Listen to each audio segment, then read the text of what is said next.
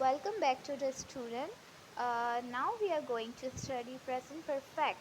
Remember that whenever you hear the word perfect, so third form of verb comes in your mind. Okay, present perfect usage इसका क्या usage होगा? Whenever your action is completed, so you will use present perfect लेकिन action complete कब हुआ हो recently हुआ हो अभी अभी आपने जो काम कंप्लीट किया हुआ हो इसके लिए आप क्या यूज़ करेंगे you will use present perfect okay तो मैं यूज सच लिख देती हूँ when ever your action is completed recently so you will use present perfect इससे आपको क्या समझ में आ रहा है रिसेंटली जो एक्शन कंप्लीट करेंगे ना तो उसके असरात आपके सराउंडिंग में मौजूद होंगे जैसे कि for example I have eaten my lunch तो आप जब ये सेंटेंस बोलते हैं ना I have eaten my lunch इसका मतलब आप अभी अभी खा के खड़े हुए हैं इट मीन्स कि आपके दस्तरखान आपके सामने बिछा हुआ है आपने विटनेस किया है कि आपने अभी अभी ये एक्टिविटी कंप्लीट की है. So what is the structure of present perfect? I told you in the present perfect you will use third form of verb. So structure is subject plus has or have plus you will use third form of verb.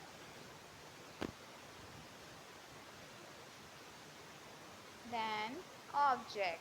Now you must be thinking where to use has and where to use have. So you will use has with she, he, it or one name. Or have you will use with I, we, you and they. It's very easy girls. Now come to the negative. I told you that in the negative you will use not after helping verb. So here helping verb is has or have. So you will put not after have or has. Subject plus have, has, have plus not plus third form of verb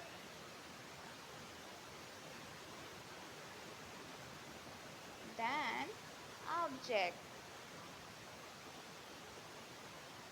Now interrogative tense, so you will put helping verb at the beginning of the sentence. Has plus have plus subject plus third form of verb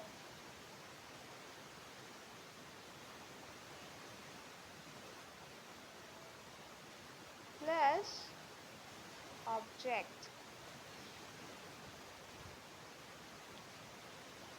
अच्छा girls ये speaking में बड़ा easy होता है क्योंकि आपको पता चलता है कि रिसेंटली आपने ये एक्टिविटी कंप्लीट की है लेकिन आपके लिए ये सोचना बड़ा मुश्किल हो रहा होगा कि मिस अगर ट्रांसलेशन आएगी तो हम कैसे आइडेंटिफाई करेंगे कि रिसेंट एक्टिविटी है तो आप उर्दू से आइडेंटिफाई करेंगे गर्ल्स इसकी उर्दू कैसे ख़त्म होती है ज़रा हम देखते हैं अगर आपको ट्रांसलेशन आएगी सो आपको उर्दू में एट दी एंड चुका है चुकी है चुके हैं ये अल्फाज होगा या तो गया है गई है या गए हैं या तो लिया है ली है लिए हैं मैंने तीन तरह की आपको कंडीशन बता दी है मैं फिर से रिवाइज कर रही हूँ इसकी उर्दू की अर्निंग हो रही होगी चुका है चुकी है चुके हैं लिया है ली है लिए हैं गया है घी है या गए हैं ऐसे कुछ अर्निंग हो रही होगी सो हम देखते हैं उर्दू में इंग्लिश में सेंटेंसेस बनाते हैं मैं उर्दू भी साथ साथ बताती जा रही हूँ ज़रा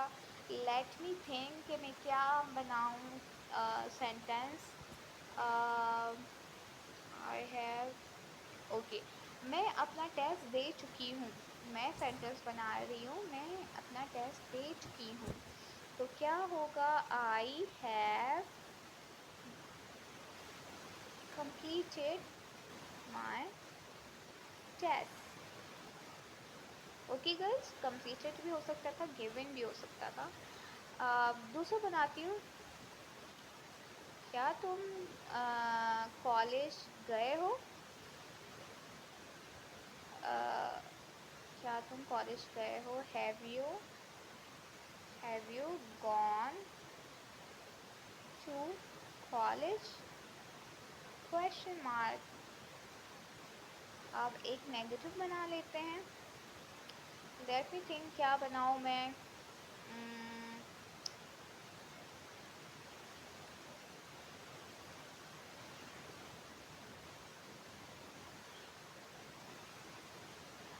लेट मी थिंक, ज़रा सोचने दो मुझे। थोड़ा सा सोचने में प्रॉब्लम हो रही है मुझे कि मैं क्या बनाऊँ। अगर नेगेटिव का सोचूं।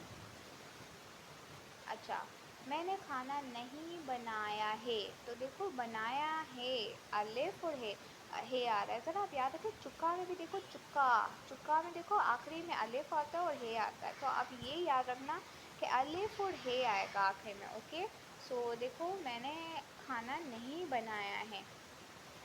Okay, I haven't cook.